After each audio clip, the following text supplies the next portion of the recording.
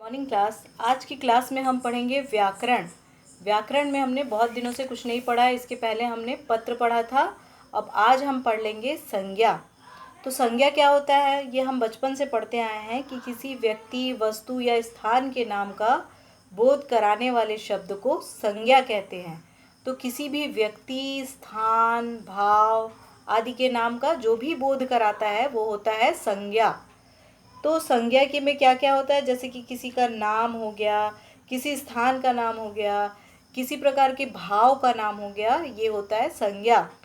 तो संज्ञा के होते हैं तीन भेद। कौन कौन से? व्यक्तिवाचक संज्ञा, जातिवाचक संज्ञा और भाववाचक संज्ञा। तो व्यक्तिवाचक संज्ञा क्या होता है?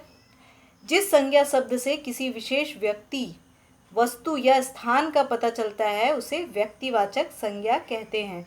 किसी विशेष व्यक्ति, वस्तु या स्थान का पता चले वो होता है व्यक्तिवाचक संज्ञा। जैसे श्री कृष्ण ने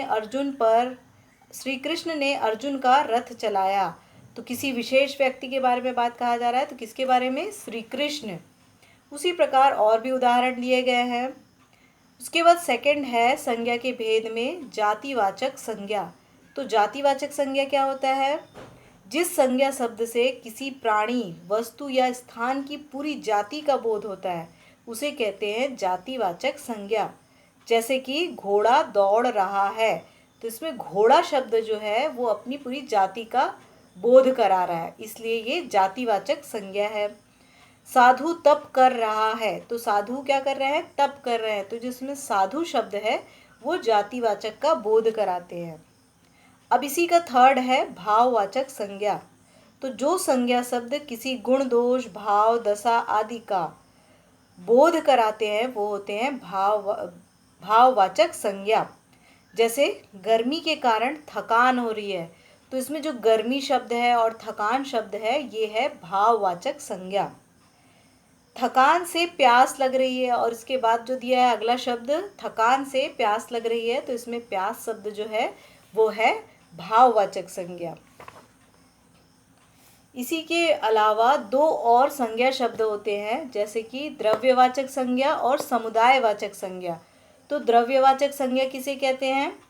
जो संज्ञा शब्द किसी द्रव्य, धातु, पदार्थ आदि का बोध कराता है। द्रव्य यानी लिक्विड, और धातु और किसी पदार्थ का बोध कराता है वो कहलाता है द्रव्यवाचक संज्ञा। जैसे सोना, चांदी, लोहा, गेहूँ, तेल, ये सब जो होते हैं ये होते हैं द्रव्यवाचक संज्ञा।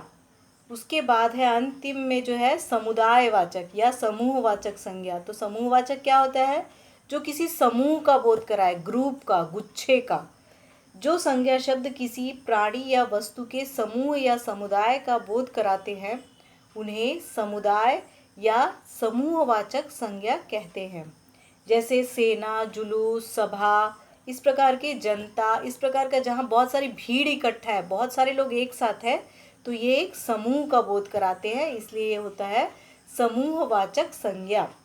तो भाववाचक संज्ञा जातिवाचक संज्ञा से किस प्रकार से भाववाचक से जातिवाचक में बदला जाता है, क्रिया से किस प्रकार से भाववाचक संज्ञा में परिवर्तित किया जा सकता है, और विशेषण से किस प्रकार से भाववाचक में परिवर्तित किया जा सकता है, इसके कुछ उदाहरण आपके बुक में दिए हुए हैं। उसके बाद है अभ्यास प्रश्न, जो आपको PDF फाइल में उपलब्ध हो जाएंगे।